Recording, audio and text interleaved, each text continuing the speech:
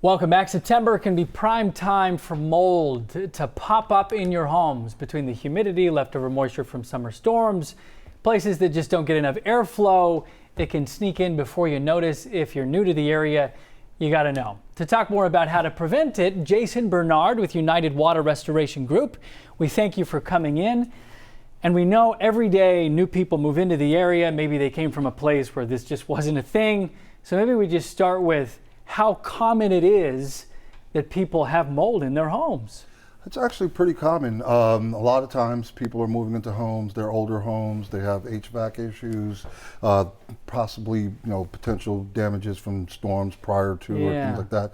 Mold is something that's kind of tricky because the main resource for mold is water damage, and sometimes it's not always evident to the naked eye. Yeah, so you're saying that it's possible to have mold in your home even if you haven't had like some obvious, bathroom overflows or whatever, some obvious leak. It's still possible to have mold? Absolutely, because the thing with mold is the main source for mold is water.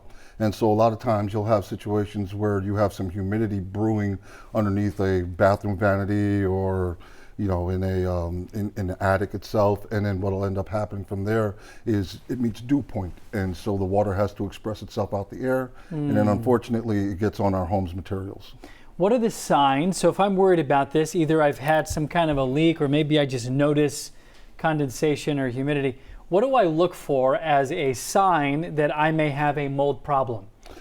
There's a couple of things you can do. So the first indication may be adverse health issues. If you feel like you have some type of breathing complications, things like that, you may want to get your air quality checked. Another thing can be if you see little tell signs of moisture in the home, like sometimes you'll see some water standing underneath the kitchen vanity, or you'll see the baseboard separating from the wall a little bit, even though there hasn't been any water there.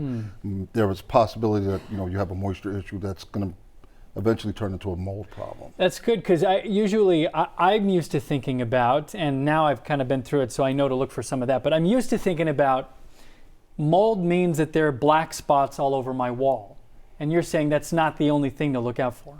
Right, because here's one thing that we have to always keep in mind. Mold is microscopic, right? So we need something to magnify what our naked eye can't see, times 10,000, times 100,000 just to see a single spore. So there are times where you're lucky enough to see a visible colonization, but then there's also times where you can stop it prior to, or it may be there, you just can't see it with your naked eye.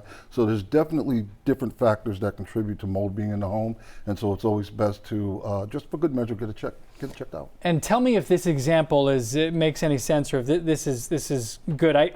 Listening to a story from a friend describe mold, and this is how I understood her saying it, that there was just a little bit of sign, like on a wall. When they went in, they found that underneath, behind the wall, there was just tons of mold everywhere.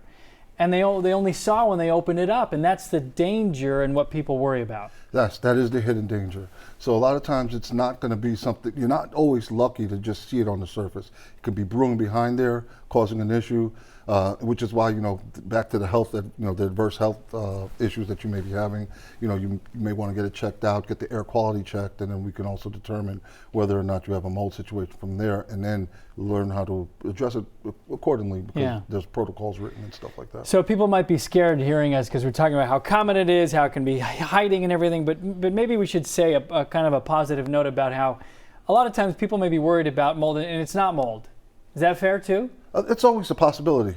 I've seen stranger things, so it's always a possibility. I don't want to. Oh, you're saying it usually is mold. I mean, that because we've thought before, we've actually seen spots, and we've had somebody come out and look at it and say, no, actually, this is fine. This is not mold you need to be worried about. I mean, so what happens is you'll have somebody come out there and test, right? And so they'll be the de facto, they'll be the person who says yes or no. And so there are instances where it may not be mold. Usually I always recommend getting it tested just to be sure, for good measure. But just off the naked eye, I would never tell somebody that. I would always tell them to get it checked out, because me holding a state license, I wouldn't want to be held liable for giving somebody information that I cannot actually put a yes or no to. Okay, with United Water Restoration Group. Yes, Thank sir. you, Mr. Bernard, for coming in. Okay, Cheetah Craft, good morning.